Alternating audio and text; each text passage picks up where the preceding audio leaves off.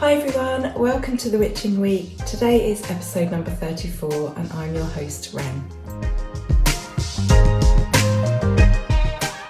Hi everybody, so welcome back. Put me on pause, get yourself a cup of tea if you haven't already, and get comfortable. And yeah, let's talk about the events of the last couple of weeks. So I'm back 2 weeks. Obviously, I was in hospital last week, and then I did an episode of the Witching Week before that. And for those of you that watched it, you'll know that I was not in good shape. I was just starting an ME flare. I was really shaky. I couldn't think straight, and it definitely showed in the video, but I didn't want to let you guys down, and I really enjoy these sessions. So I'm back today. I'm recovered pretty much. Obviously when you have a general anaesthetic, that has an effect on you for a while. I have to say I haven't had much sleep last night. I don't want to go into it, but I've got some real personal turmoil going on at the moment, so I didn't have any sleep last night, but I think I'm doing better than I was in that episode. So yeah, so here I am. It's so good to be back, and I had a bit of an ordeal in hospital. I'll just tell you about that quickly, but obviously we'll move on to some topics that involve you guys. But yeah, it was a bit of an ordeal. I suffer with really low blood pressure normally, and whenever I have a general anaesthetic, which is quite often, they can really struggle to get my blood pressure back up to normal, and it was dangerously low, so low that, you know, they kind of got me to a point in recovery. I was in recovery for much longer than I would normally be, and they phoned the ward, and the ward didn't want me because they just weren't prepared to accept me at that level. And so it took a while for them to sort of get me up to a slightly acceptable level. They had other operations going on, so they obviously needed to move me out of recovery. And I went onto the ward, and straight away I went on a drip, and I was under strict instructions not to move, given loads of biscuits to eat to try and help bring that up. I have issues as well, like with my cannula in my hand. When they take the cannula out, usually I bleed everywhere, all sorts of issues, but I was taken really good care of, so a big thanks to the NHS for that. And now I'm back here, sat in my kitchen with you all. Today I am burning some Lucky Cuppa. Now, I did a video on this, you guys haven't seen it yet. I bought this down in Glastonbury, and my short-term memory is awful. I cannot remember if it was this one that I picked up and the chap recommended this one, or whether it was the other way around, but I haven't tried either of these. So I'm trying this one for the first time today, and I have to say it's really lovely. I think this is the one that he recommended, and it says brings good luck into your life, Lucky Cuppa.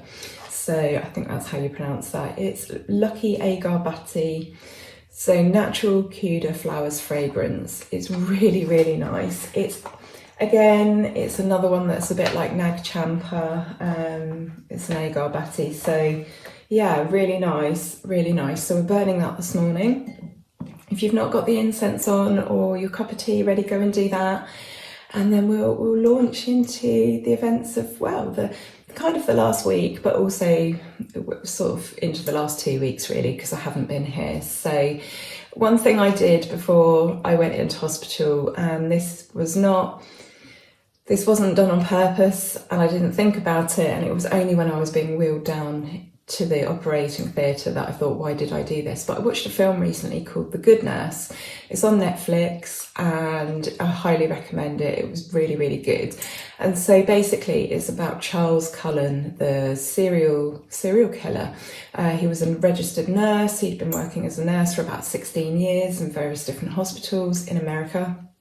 And there's a documentary out on him on Netflix as well, but this is actually the film with Eddie Redmayne and Jessica Chastain.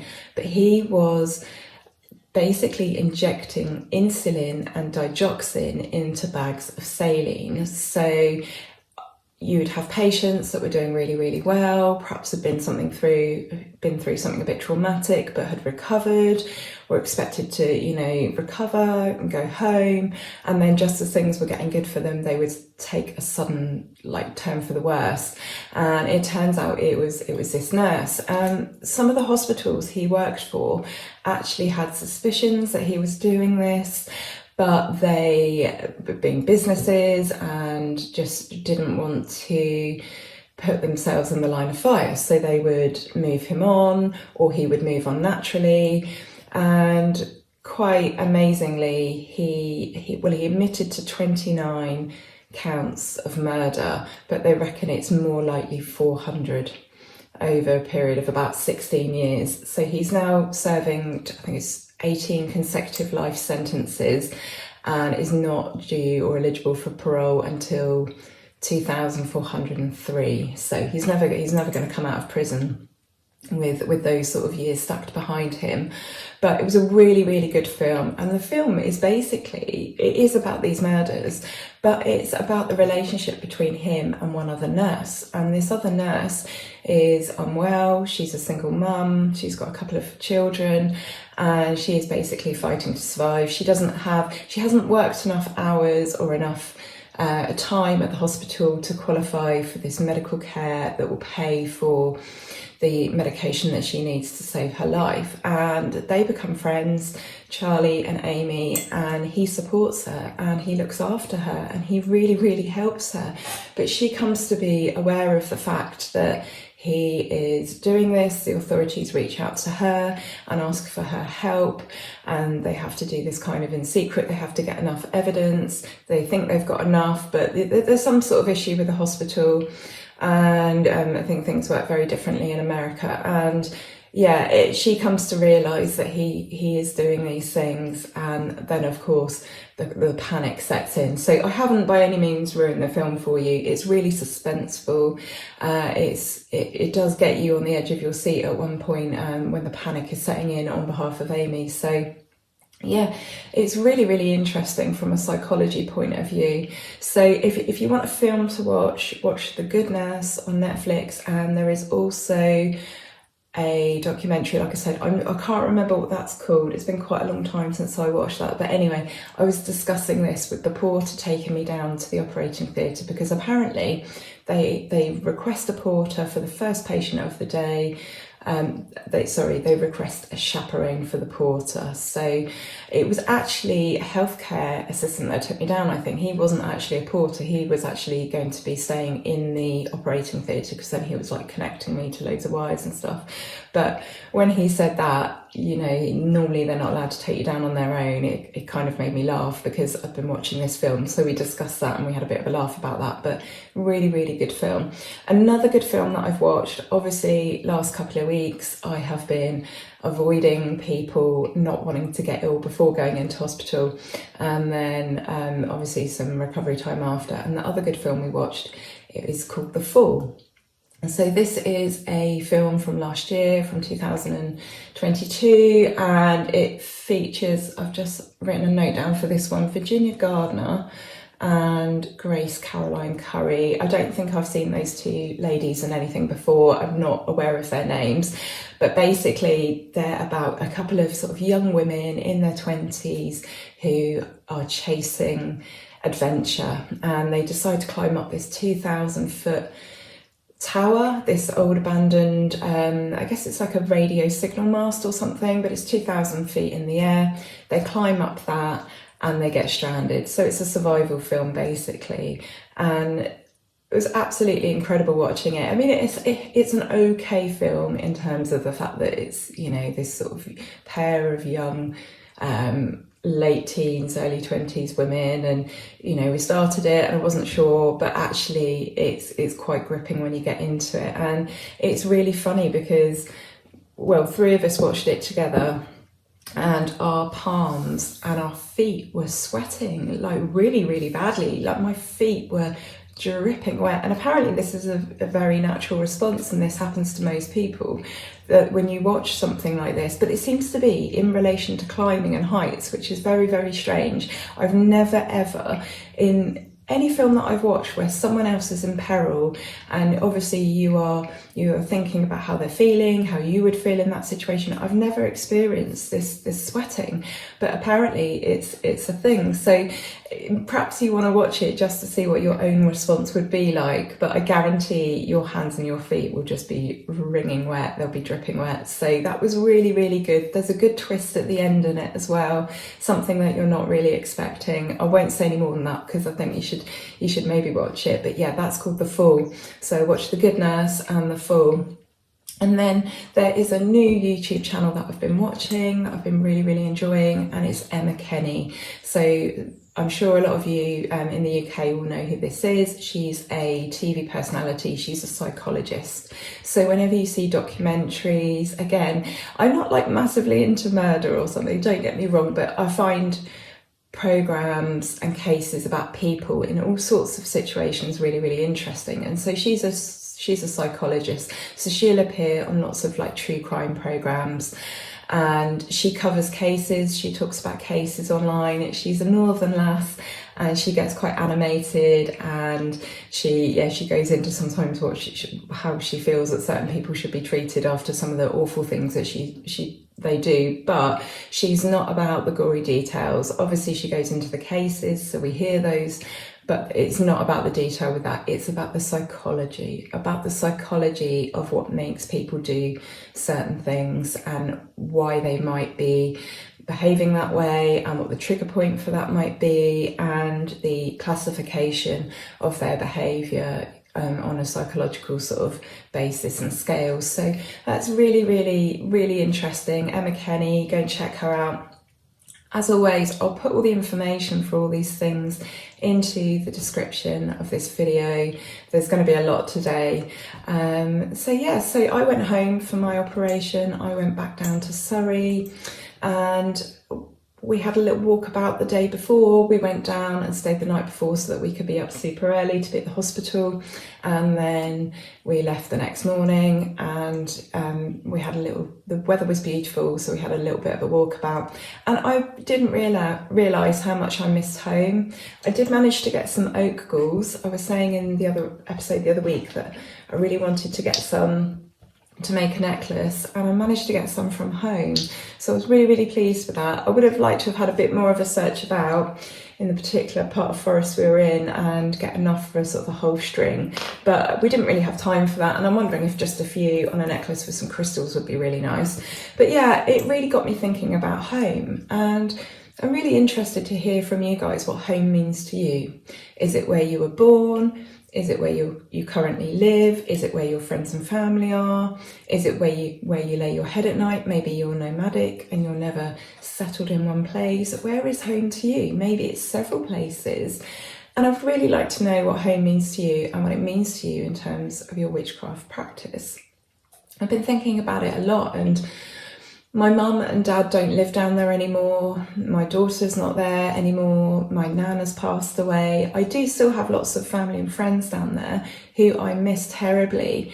But in terms of like walking the land, even though I love it, even though parts of it are really, really beautiful, I'd just forgotten how much I missed it. I really had. So yeah, I'd be interested to know what your definition of home is all about. And talking about home, our planet in particular, my husband and I went to a talk by Dr. Gail Bradbrook the other day. She is one of the founders of Extinction Rebellion, and it was absolutely fascinating. It was not just about the environment, it's about the large corporations who are making life on Earth difficult. For many people, it was about the elite few that are making life on Earth really, really difficult, and the environmental disaster that's unfolding as a result of this, as a result of capitalism. And it was really, really inspiring and quite uplifting. You know, we're talking about a very, very depressing subject, the fact that we are headed for disaster. We know we're headed for disaster, and really we're not doing anything about it. And it has inspired me to join the rebellion. Obviously physically there's a lot that I can't do, but I can share information, I can donate occasionally, and it was really, really lovely to hear a mature, intelligent, thoughtful, just inspiring women speak. And I would really urge you to, if you don't know, if you're only aware of Extinction Rebellion through the stories that you see in the media, which by and large have been biased in some way, or twisted to make you think that they're just a bunch of troublemakers, I would really urge you to perhaps find some talks online, some information online, to actually have a look at some of the people that are involved in Extinction Rebellion. And when we're talking swathes of NHS workers, we're talking scientists, we are talking a lot of educated people, and it was really, really nice to go along and talk. There was a real sense of community while we were there. They offered free food while we were there. There was also some issues with some homeless people. We were in a church listening to their talk, and they brought those people in and they fed them, and there was no change of money, no exchange of money. There was no proselytizing, it was not evangelical, it was just the facts and just what Extinction Rebellion and the people within that, the rebels, what they are trying to achieve and the reasons why, and their thoughts and their consideration towards other human beings in the process of doing this. I was really humbled by and found really inspiring. Really, really good, lovely people. So if you've not thought about this before, please consider it, please look into it. If there's a talk near you, please go and listen. These people give up their time, their careers in some instances, and give their time to speaking to people and answering questions and putting people truly in the picture of what's going on. So yeah, that was really, really interesting. And again, talking of home, talking of our planet, there is so much going on astrologically at the moment. So we had a solar eclipse on the 20th of April. This seemed to be quite a big day because we also went into Taurus season, and then on the 21st we went into Mercury retrograde. So solar eclipses, the energy surrounding those are usually kind of chaotic, it's big, it's unpredictable, it's volatile, and these usually mark, in terms of astrology, big life-changing moments. And I'm certainly feeling that energy this week.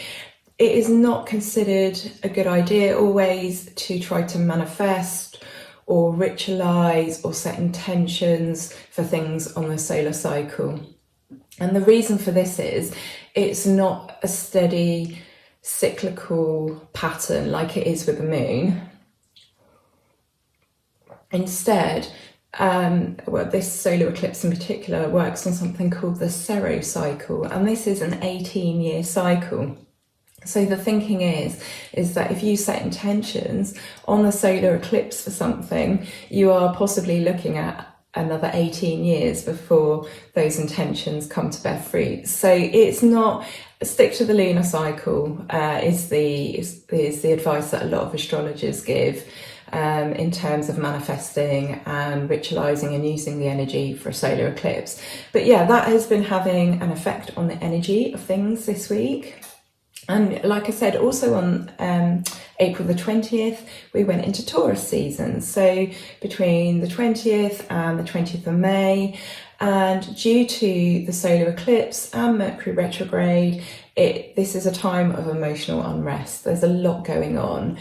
You'll be having intense power struggles with people, but apparently it's also a time for commitments and plans. So yeah, don't use the solar eclipse energy, but very much Taurus energy apparently is about making commitments and plans, because it's that very grounded earth energy.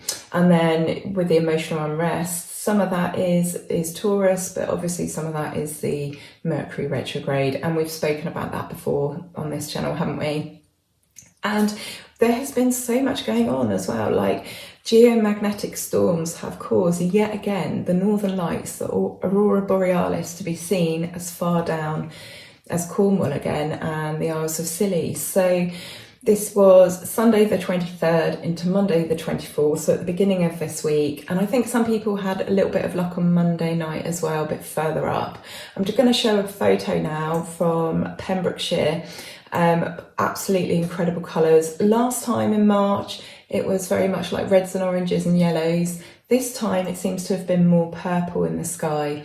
I did know, I had seen someone share that it was going to be a good night for it, and I'm really, really gutted that I didn't make the effort and stay up, but I have to just be so careful with my energy. But it looked absolutely amazing. So if you're in the UK and you want to kind of keep an eye on things, then have a look at Aurora Watch UK. It's run by astronomers at Lancaster University, or is it Lancashire University? I'll have to check that out. I'll put something down in the description. I'll put a link to it, and then you can keep an eye on what they think the chances are of catching the aurora. There just seems to have been a lot of this year. So we've gone from never really seeing it in the south, not for, many, many years, if so, to now 2 periods of time where it's been really easy to spot them everywhere. But the weird thing is, in all the photographs that I've seen, I haven't really seen any mention from people in the East Midlands. I don't know if perhaps we're like the one area that hasn't been able to see it, or whether the people here are just not very interested, or it's just been pure luck that I've not managed to catch anything from anyone in this area. I will say that a lot of the photos I've seen being shared have been things like Stonehenge, Avebury, so it could just be the pictures that I'm seeing are because they are showing amazing looking sights already with the aurora then in the background. So I don't know, let me know, and let me know if you're in the Midlands and you've managed to catch them. I would love to hear. And also, yeah, feel free to send me in your pictures. You guys have done that before. I love it when you send me things. You can find me on Instagram, you can send me a message, or go to my website and find my email address, and you can send me pictures, and I'd love to share some of those. So what else has been going on? Let's have a look. Oh yeah, so something I received last week, which I am absolutely over the moon about, is this healing talisman pendant made by a lovely lady in the UK called Holly, and her company is called A Gift by Gaia, and she sent me this. We spoke about, I guess, 2 weeks before she really started to create it, and it didn't take her long to make it at all, and I was just so chuffed when I received this. So she is a full-time sculptor living in the UK. She's currently doing up a van at the moment. I believe that she's moving her home onto wheels, and she makes these incredible pieces of art. I mean, absolutely mind-blowingly beautiful. Lots of animals, lots of plants, lots of flowers, and she made me a kind of like fairy pendant. So it's got wings. So, I mean, you could say it's a bit like a butterfly. Those of you who follow me on Instagram will have seen this already, but it is absolutely stunning, and I'm absolutely over the moon with it. So thank you so much to Holly. Again, I'll put the details of her business in the description box below so that you can have a look, and it's truly like a statement piece. So I've not really had a chance to wear this out anywhere yet, because obviously I went into hospital, but it's huge, and I really like it because it's got a flat back, so it will sit on you nicely, and they include crystals. So we've got a clear quartz here, malachite, and a tiger's eye, and she just makes the most incredible pieces of art. So please go and check her out. And on that note as well, I just wanted to say thank you to you guys.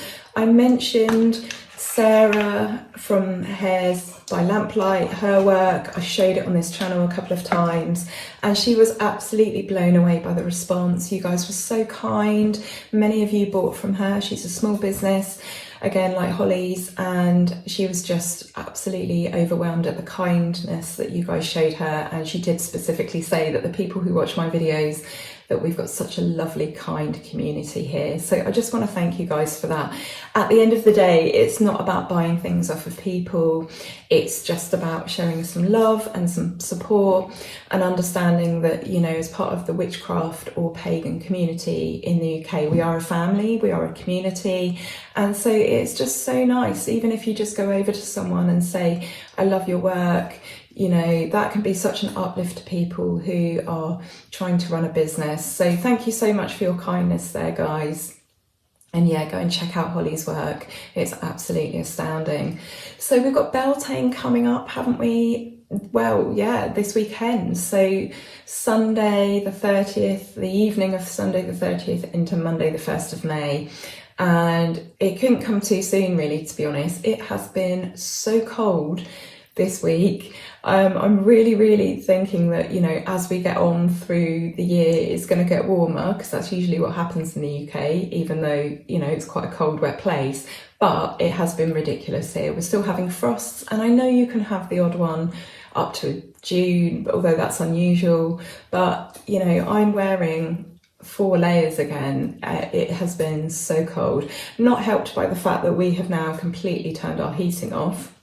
So the building isn't holding any residual heat, but it has just been, it's been ridiculous. And I'm bored of wearing the same outfit like again and again and again, or the same like 3 outfits, because they involve putting all my warm things on. It would just be nice to be creative again and expressive, and yeah, and just be warm.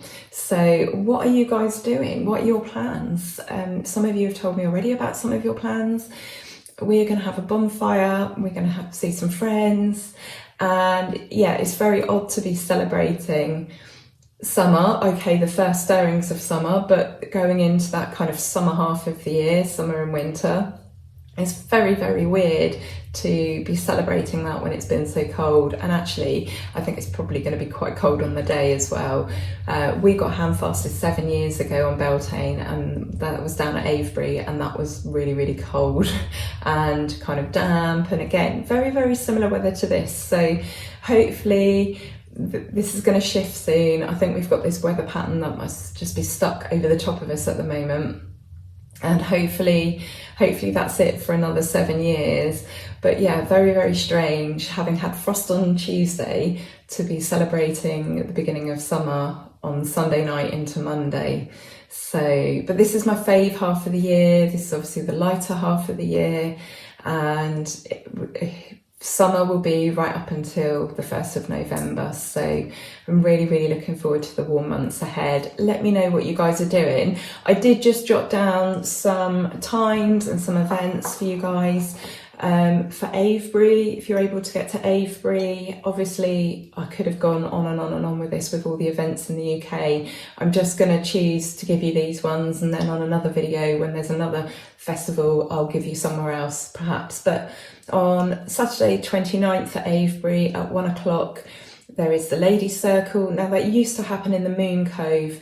There was no, when my friend Hank published this information, he didn't say whether it was in the Moon Cove or not, which is not the main sort of circle opposite the pub that everyone can see. It's the one that's sort of tucked behind, but usually that used to happen there.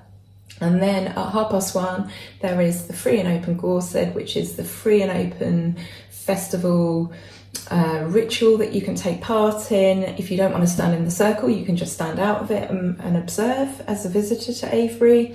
They're having their bardic challenge. So what that means is the bards are going to go up against each other. So the current bard, and then somebody who wants to be the bard, or several of those. So they're going to have a bardic challenge. That's always lots of fun, lots of singing, lots of poems, all those kind of bardic things, storytelling.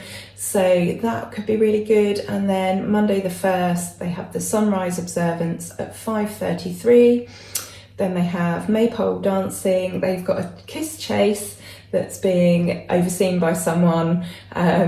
Sounds a bit dodgy in these days, doesn't it? It's the sort of thing we did at school, but I'm sure there's some proper rules in place for that to make sure that there are no issues there.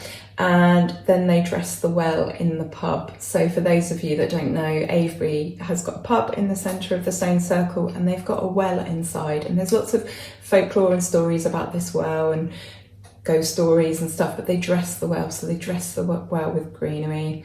So yeah, though that is Beltane at Avebury. I know that there is a ceremony going on in Glastonbury. I don't know the details for that, but it's the sort of thing where you could probably turn up early at the town, and you could probably speak to someone and find out some information online. And there are various websites as well that are dedicated to giving local information for Glastonbury. So yeah, so I'd love to hear next week.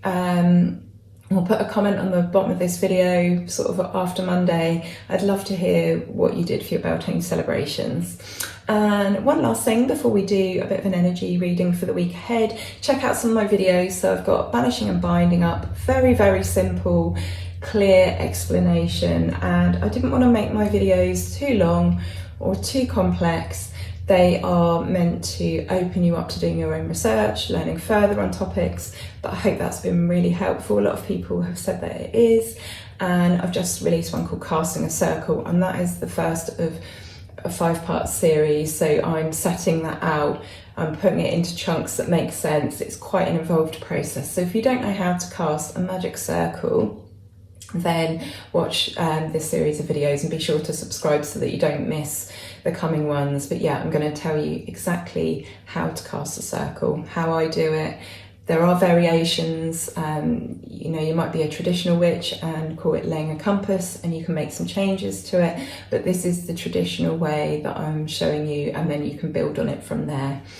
I have got a Glastonbury haul video that I mentioned some time ago that we did a very quick trip down to Glastonbury. So I've done a video on what I bought there, because you guys seem to like those videos. This is not going to turn into a shopping haul channel. You know, there will be educational videos. I am taking a bit of a break at the moment, obviously, because I've been recuperating and I've been away going to the hospital, and I've been unwell, as you know, and my husband's been off, so it's been quite difficult to actually sit down and create some content for you guys. But I'm not going anywhere. You know, this is my thing, this is my bag. I'm really loving being here with you guys. So yeah, there's lots of stuff coming up, so let me know in the comments what you guys have been up to, what's new. Let me know about the witchy pagan world. Is there anything that you've just been to, like an event maybe, something that you've learned, some fact or something that you've bought, or absolutely anything, some incense that you've tried. Let me know. I absolutely love to hear from you guys.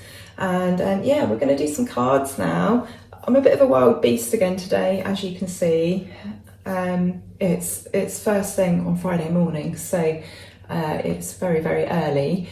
I like to get these videos done early before the gardener gets here and before we start streaming, because otherwise, you know, you just won't be able to hear me. And also, I'm kind of at my best first thing in the morning usually. And so let's crack open the cards and see what we get today. It'll be interesting because we have had a bit of a break with this. And I'm starting to get messages from you guys saying that my messages really resonate with you guys and what you're bringing out for yourselves when you're picking cards. And I do feel like the message flows from one week to the next, which is really, really interesting.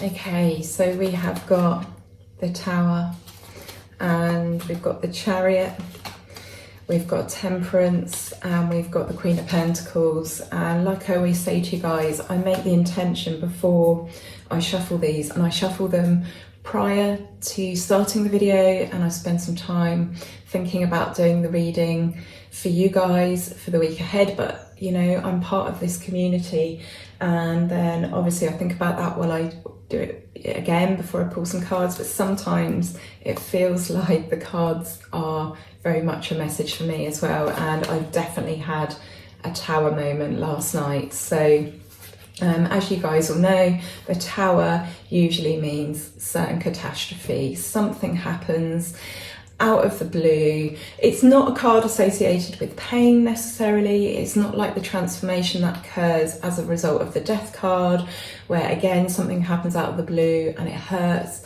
But again, it's cards about your higher good. So you may well feel this week that there is a moment that your life feels like it, you know, or a part of your life comes crashing down. This is a Tower moment. But the good news about the Tower is it's all about being able to rebuild from the foundations, having the knowledge, having experience, and then being able to build something better. So and ultimately rising like a phoenix from the ashes.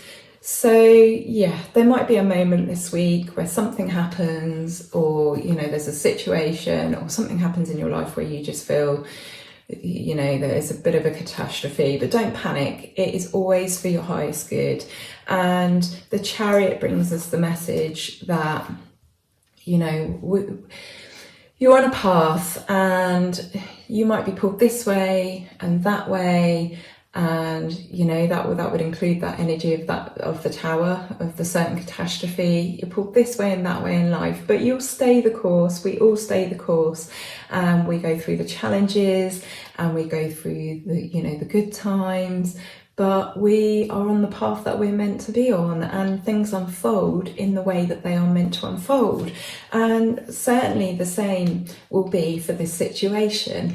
At the time, it might be jarring, it might be a real jolt into reality, it might be absolutely everything that you didn't want, but that's not always a catastrophe. Sometimes really amazing things come from these life experiences and these ups and downs and these bumps in the road. And I think the message here is moderation. Take the middle path.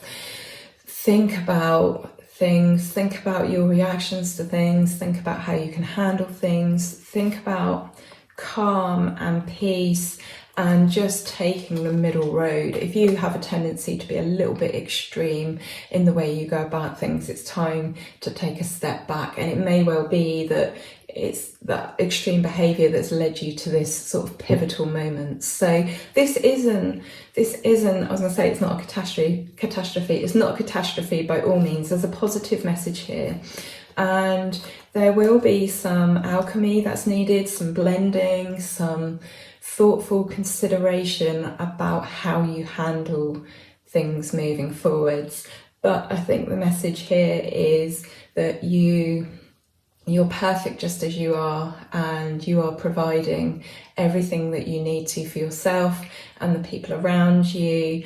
And you might need to take a bit of a look at finding balance again, like maybe between your home life and your work life, or other parts of your life where you just need to take a step back and have a little look at how you're approaching things, and tackle things from a point of balance and harmony and moderation. Moderation is going to be the word for the week ahead. I think that's very much how I feel, and that's going to be my word for the week ahead, I think, as well. And yeah, good things will come. You might feel like you're swerving off the path at the moment, that your destiny is taking you to some heavy going places, but you will get back on the track. The wheels will turn the other way. You'll find the groove and get back on the path that you are supposed to be traveling. And you are on the path that you are supposed to be traveling. Life isn't easy, especially at the moment with just so much going on in the world. There is an abundance of pressure on everyone at the moment, and I know I've been talking about that a lot this year, but that is the situation that we're in, both individually and collectively and in our communities. So yeah, there might be a bit of a crunch moment this week, a bit of an eek moment, a bit of an oh my god moment.